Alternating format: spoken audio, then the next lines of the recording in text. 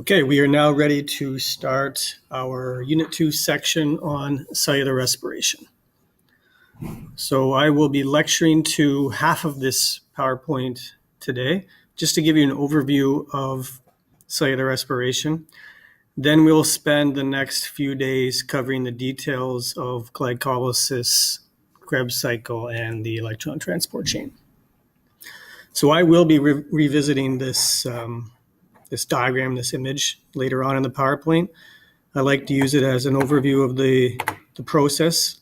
You can see three processes highlighted here, the glycolysis, Krebs cycle, and electron transport chain, oxidative phosphorylation. And just initially, something to take away from this image, that there is the production of ATP. It looks like the production is by two different types of processes. And you can also see that glycolysis takes place in the cytoplasm. Cytosol is just another name for cytoplasm. And the Krebs cycle and electron transport chain take place in the mitochondria. Okay, so we will head to the next slide. Okay, so before we get into any of the details of the process, we need to maybe revisit a few definitions or terminology that you would have possibly encountered last year in grade 11 biology. And this is how organisms get energy. We know about the different kingdoms of organisms on Earth, the 6 different kingdoms of life. Some organisms get their energy through the sun. So plants would be an example of these types of organisms. So they're called autotrophic. They're autotrophic organisms because they make their own carbon compounds. They make what is required to get ATP. They don't make their ATP directly. They make the carbon compound that will be broken down to get the ATP. Usually that carbon compound is glucose. So just as something you would have learned in previous grades, plants obviously do photosynthesis, so they make their glucose. And it's the glucose that then undergoes cellular respiration to get the ATP, to get the energy. So because plants make their own glucose by using the energy from the sun, they're called photoautotrophs. There are other organisms, like the kingdom Archaeobacteria. These are those primitive type of bacteria that live in really extreme environments. They could be considered chemoautotrophs. So chemoautotrophs, they also make their organic compounds, but they don't use the sun's energy. They use energy from chemical compounds. And then you can see that 4 of the kingdoms that you learned about last year would mostly be considered heterotrophic. So that means that they have to ingest or take in their carbon compounds. So ultimately that the carbon, the glucose, came from plants when they did photosynthesis, but these organisms have to take it in. So you have a fungi that would be decomposing material, it would be taking in its glucose that way. You have humans that would be eating something, whether it's a plant or something that ate a plant, you're taking in glucose. So really glucose is the ultimate source of energy. So why glucose? Why not some other compounds? Yes, other compounds can be broken down to get energy, but why does it seem like glucose is the most important one that is used? It does have many weak bonds that have a lot of free energy potential. So what you would have learned about in the previous PowerPoint is that bonds hold energy. It's chemical potential energy. So when you break bonds, this energy can be released. The glucose molecule is stable. It doesn't just break down on its own. It can be stored. Organisms have found ways to store it. We learned about that back in the first unit with the alpha glucose being stored in plants as starch or in animals as glycogen. It's a water-soluble compound, which means, obviously that's important for cells because cell is an aqueous environment, so it must be water-soluble. It has to be in solution so it can be transported and passed through membranes.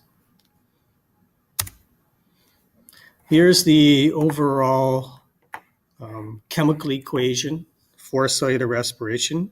You may have been first introduced to this back in maybe grade 10. So you have glucose plus oxygen reacts to form water plus CO2, and there's the energy that is produced. Really, as the bonds within this glucose molecule are broken down, that's where the energy is released. So really, glucose stores the energy. Cellular respiration is a way to get that energy out of the glucose molecule. But this equation makes you think that cellular respiration is just one step. And it's not really one step, it's many steps. Each one catalyzed by a different reaction. So it's not one reaction, it's a series of reactions, all catalyzed, all sped up by enzymes. And the types of reactions that are involved, they're exergonic. We learned that that is a net release of energy. And there can be redox reactions. We know redox reactions are those reduction oxidation reactions, which really involves passing of electrons. There's the equation again. The bonds of the glucose are broken through those exergonic oxidation reduction reactions, or the redox reactions.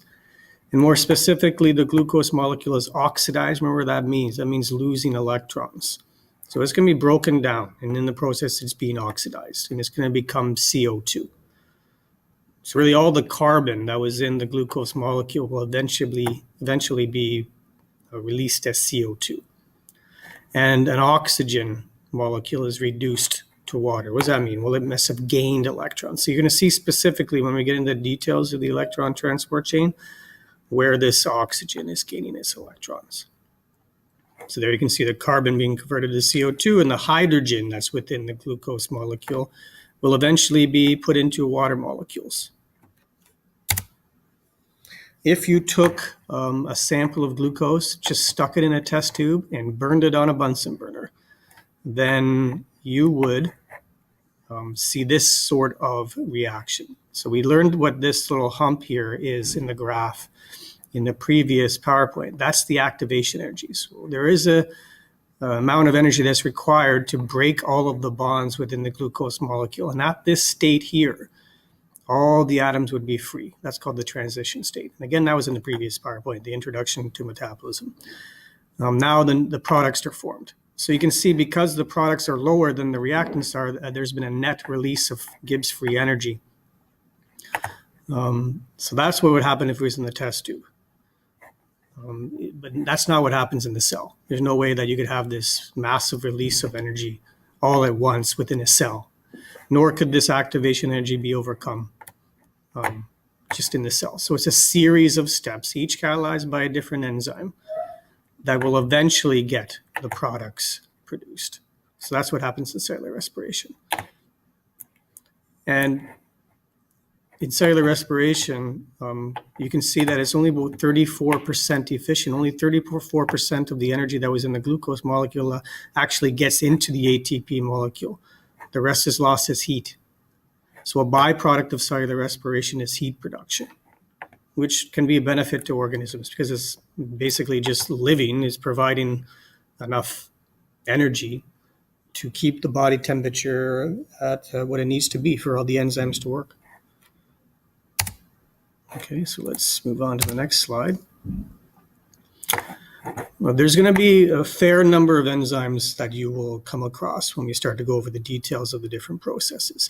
I do not expect you to memorize all of the different names of the enzymes. There are certain ones that are important, and I'll emphasize those ones. But when you see the names of the enzymes, you often see these terms within the name. So you should know approximately or in general what that enzyme would do. So if something has the name kinase in it, like for example, you'll see an enzyme called phosphofructokinase. That means to attach phosphates. The role of that enzyme is to attach a phosphate group. A dehydrogenase would remove a hydrogen. Isomerase doesn't add or remove anything. It just changes the structure. And a phosphatase would remove the phosphate groups.